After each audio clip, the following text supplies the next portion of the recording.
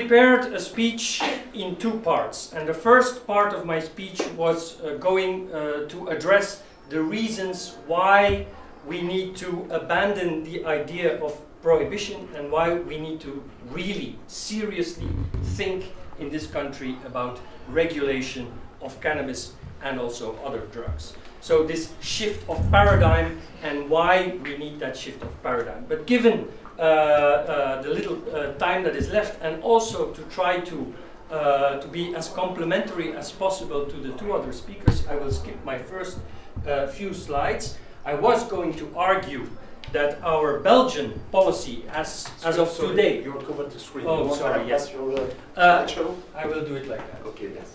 I was going to argue that our Belgian drug policy is based on a few objectives that were already inscribed in the documents of the parliamentary working group in 96, 97, which was the policy in terms of drugs, but also in terms of cannabis, should lead to a decrease of the number of people that use cannabis, should lead to a decrease of problematic use of cannabis.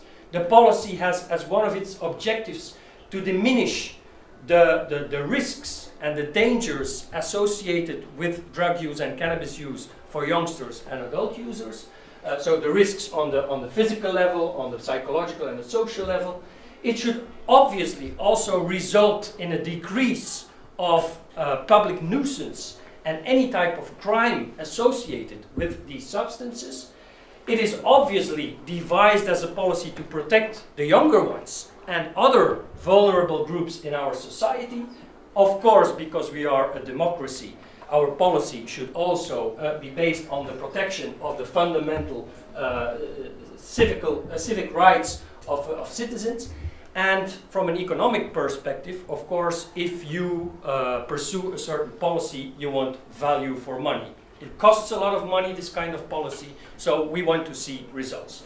The bottom line of that number of slides was that none of these objectives are reached with our policy. So if you excuse myself, I will skip these slides just to say that my plea for a debate in Belgium about regulation of cannabis and also about our drug policy in general is that we need to fight the consumption of drugs because they have a lot of risks. We need to fight the consumption of alcohol. We need to fight the consumption of tobacco. We need to fight the consumption of any other substance that bears important risks for public health. But the problem is, what is the most efficient way to have this war or this fight against drugs? It's certainly not prohibition. It's certainly not the repressive philosophy. Because this repressive policy creates collateral damage that is even more dangerous, more risks than the use of these substances itself. And that is why we really urgently need a debate on different types of regulation. Yes, please. And the debate in our country is very difficult about this topic, because as soon as you start to talk about regulation or legalization, you are put in the corner of those who are laxist, who don't want to do anything about it. And those who adhere to the church of prohibition are the ones that are really trying to do something about it, that are really fighting the problem, or finally doing something about it, because the previous socialist or other governments didn't do anything about it. So finally, we are trying to do something about it. And it has been said this morning as well in the plenary session, the debate is often fueled with lots of moral, ideologically fueled arguments. So it's very important to have a much more nuanced debate on drugs in our society, and also to judge all of the arguments that have been used and are being used on their scientific base, the evidence that really backs up these arguments. Yes. Next slide, please. Yeah. Another barrier to the debate in this particular country, in Belgium, is a lot of arguments that have been used to stop the debate immediately. Saying like, or arguments like, if we are going to legalize cannabis, cannabis is going to be so cheap that you can actually get it for free. or go to a supermarket and buy any type of cannabis you want. Now, this is not the case with tobacco, it's not the case with alcohol. These are legal drugs and they are not getting cheaper. On the contrary, they are getting more expensive. If we are going to legalize cannabis, the consumption of cannabis will be impossible to control. Nevertheless, there are so many reports in the scientific literature that show that any country that has decriminalized the possession and the use of cannabis, I'm not talking about production and distribution, but just decriminalizing the possession of a small quantity of cannabis, nowhere have we seen an enormous increase in cannabis use. There are no countries that are completely dependent on cannabis because there is just access to cannabis. Let's think about the Netherlands, who have coffee shops where as an 18-year-old you can just enter the coffee shop and buy 5 grams of cannabis. The Netherlands do not have more cannabis problems than the Belgians. So this is important. There's an important argument. The international conventions do not allow us to talk about or think about regulation. This is an argument of the past of course, because first of all, the spirit of the international conventions was to protect public health and well-being of the citizens. And now we see more and more countries, and tomorrow is Canada's turn, to just implement another policy even though they have signed these international conventions. And the difference with 10 or 15 or 20 years ago is that these countries can do that without being marginalized internationally completely or threatened with economic sanctions, which was the case with the Netherlands when they tried to bring up the discussion about legalization in the 80s.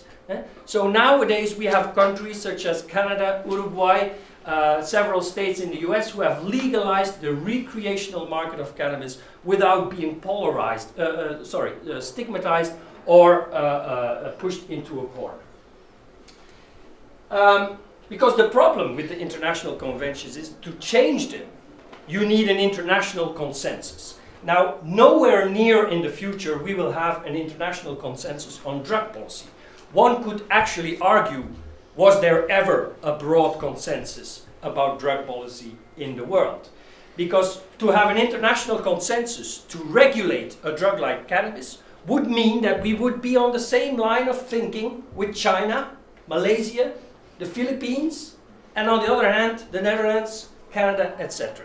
This is an illusion, so it will create in the future an important international legal problem. We have conventions that some countries are pursuing in the direction of a real war on drugs. You can actually kill people that are suspected of possessing drugs or dealing drugs. And on the other hand, countries that are legalizing the whole market. There is recently a whole body of work, international literature, starting to argue that actually we should leave the debate on the changing of the conventions towards more a discussion about fundamental rights. There are also international agreements on fundamental rights, basic rights of citizens, the right to health, the right to equal treatment, etc., that might be more important as international agreements than those international drug conventions. We will see where that discussion on the international debate will go. Okay, let's just skip that.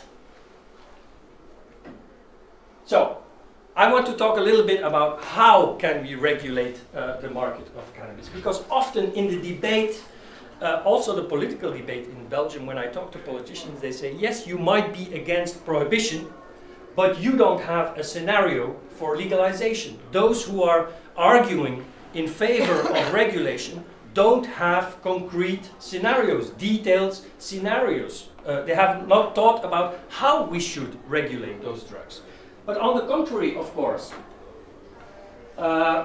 it's very important that when we talk about the concept of legalization, it means it is the processes of taking something which is regulated in the penal law, taking it out of that and regulating it in a different way. So legalization is a term just pointing at the process of making something that was formerly illegal into something legal.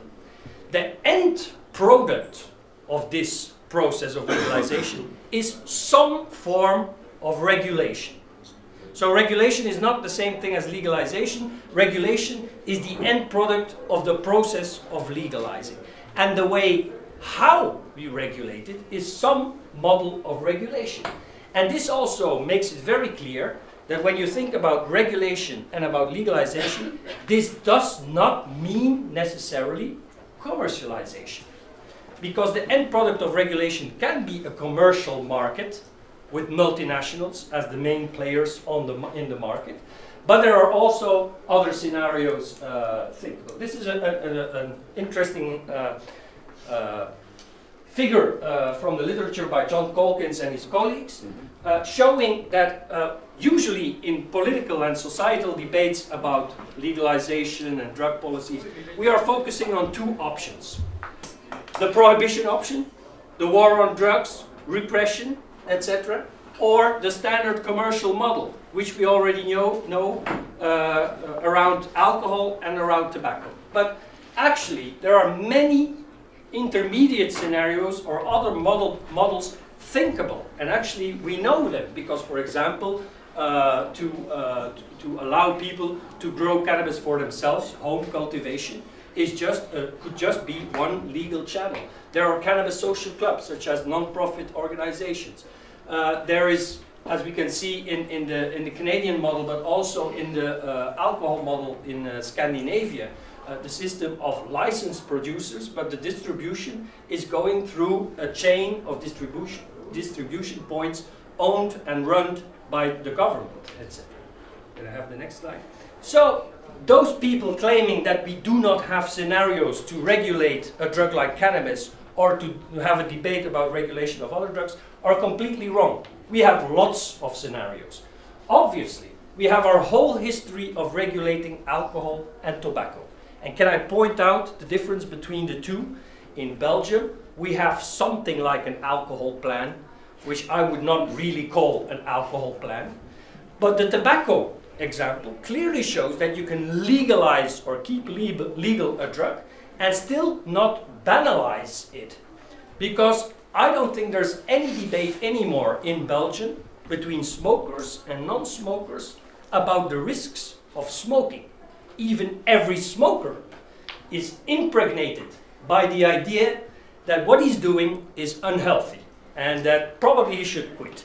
And that probably if he doesn't quit, it's going to lead to lots of terrible diseases. Maybe he has difficulty in quitting this unhealthy lifestyle, but there is no debate between smokers and no smokers. And there's lots of regulations and lots of attempts by regulations to make the product as unsexy as possible, also in its package, for example. Obviously, we also have the model of prescribed drugs, which is also a regulated model of substances that can learn us a lot. And then there's all these models, and Ivana has described some of the early models in Colorado, in Washington, and as she has illustrated, there's more states now implementing models with sometimes important differences. There's the Canadian model, there's the model in Uruguay, and Ivana has also pointed out some important differences to those models. As you can see, ladies and gentlemen, the world today is a laboratory for experiments on regulation. Now, one could argue, of course, well, if it's a laboratory, we should be careful, cautious. So we should wait with regulating and first see what happens in Uruguay, see what happens in Canada, see what happens in the US. I would argue that that's a false pretense to slow down the process of leaving prohibition, which is causing a lot of trouble and increasing the risks of products. We should not wait to have this debate in Belgium and in other parts of the world. And it's true that we don't have this one model that is perfect. We can only learn from the experiences in different countries and draw important lessons from that. And we can also draw important lessons from the alcohol field, from the tobacco field, and from the prescribed drugs field.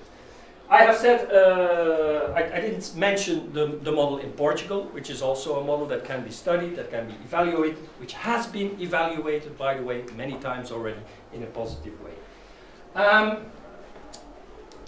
The commercial model, as we know it for alcohol and tobacco, and as we see it now in Canada and in US states, clearly shows that with these models you can implement a lot of rules and regulations. A minimum age, some regulations about the packaging, about the composition, etc. So you can see that even those legal models of alcohol and tobacco show that regulation is possible in many, many ways.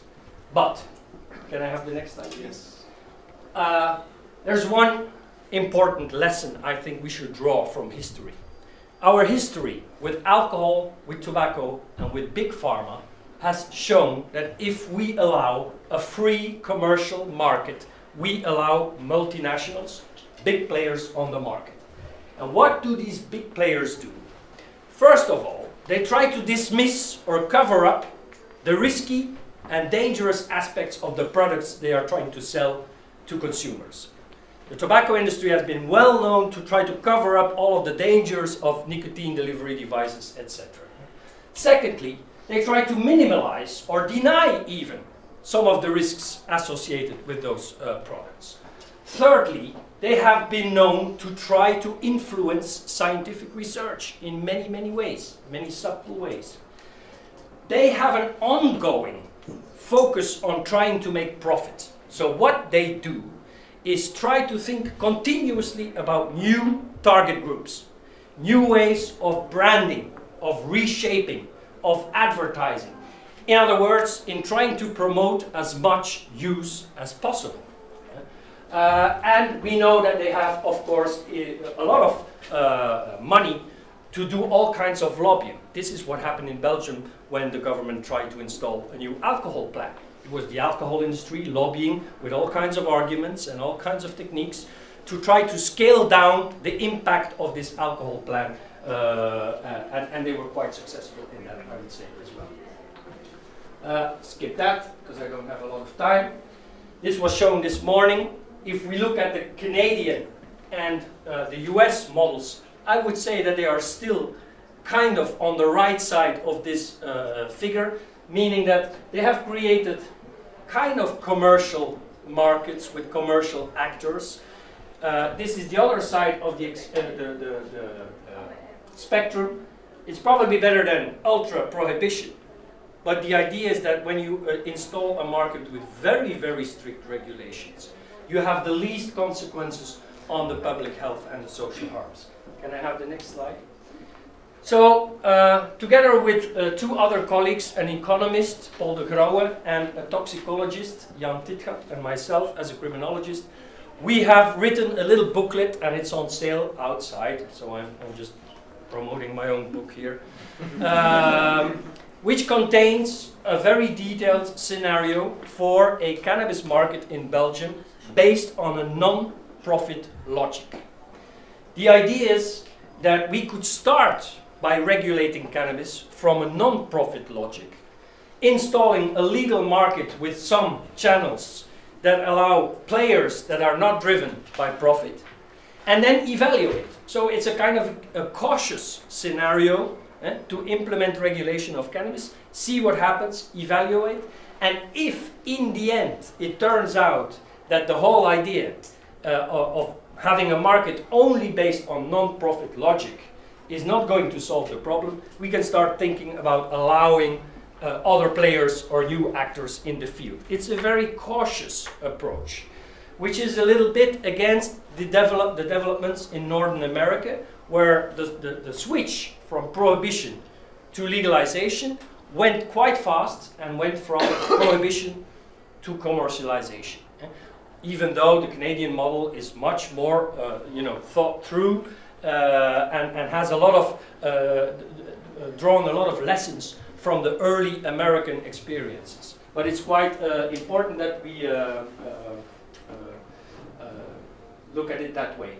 I was going to say we've just released another book, because you might have the impression that on the other side of the linguistic border, Flanders, where we speak Dutch, there is no debate about cannabis policy and about drug policy. There is, and actually there was a group of academic experts from 8 different disciplines, including psychiatry, medicine, criminology, economy, etc. They have written a report also to argue about the necessity of leaving the path of prohibition and thinking seriously about a regulatory model. So my main message for today was, I think all of these experiments on the other side of the world are very interesting. We should not wait 10 or 15 years to start our own debate. And I seriously hope that in Belgium, the politicians would at least try to install some kind of a parliamentary working group, as we had one in '96 and '97, who studied for 2 years on the topic of drug policy. So instead of politicians shouting one-liners and claiming that they have the solution, it would be much better if we have a parliamentary working group who is really doing some reflection and some study work on the experiences in many other countries, and also bringing together the policies regarding alcohol, tobacco, cannabis and other drugs, because now we have a very inconsistent policy.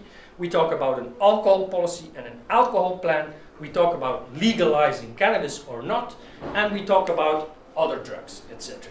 It makes much more sense to devise and design a policy which is targeting pleasurable psychoactive substances as as a whole, and make that whole policy much more consistent. Thank you very much for your attention.